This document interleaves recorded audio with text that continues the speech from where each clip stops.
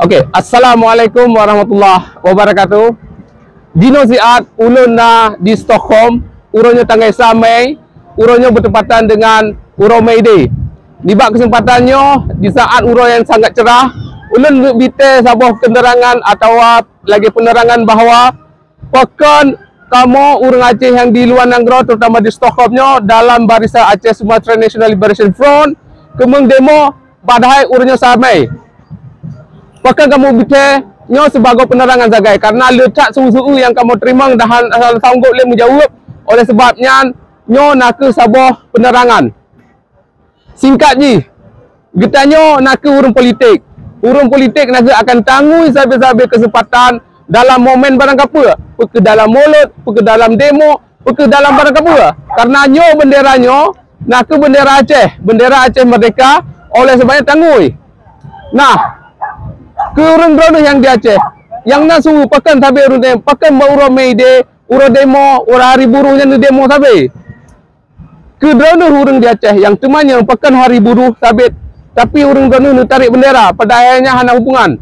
Jenawuk ni nak ke getanya urang politik. Getanya urang ngui kepentingan politik.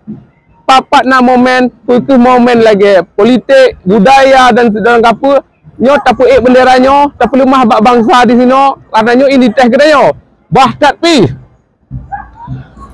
pi nyo kan urusan dalam perkara Aceh tapi kita nyo urang Aceh tangui kesempatannya untuk kepentingan politik kita nyo kena le bagi urang Aceh yang di luar negara kamu harap atau si benang kaso harap bahkan urang Aceh di negara kuda mengharap dek ya dengan benderanya sebab pekan dengan benderanya tu yang lepas kena.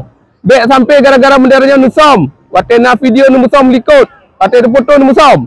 Nyan hanjut gedaya karena gedaya lepas tayo karena benderanya. Oleh sebabnya nyo nak ke video singkat mentang dan hana lencok kesimpulan karena nyo hanya jenawup me 2 minit sagai. Oleh karenanya nyo nak ke video penerangan juga tu yang hana sanggup boleh kamu menjawab dengan videonya mentang kasih. Oleh sebabnya pakan tip tanggai samai kamu puik benderanya atau kamu puik spanduk-spanduk untuk pertujuan ji nak ke untuk turi ke urang Sweden. Sehingga tu nyo nak ke penerangan ke urang Aceh. Wabillahi taufiq wal hidayah. Wassalamualaikum warahmatullahi wabarakatuh.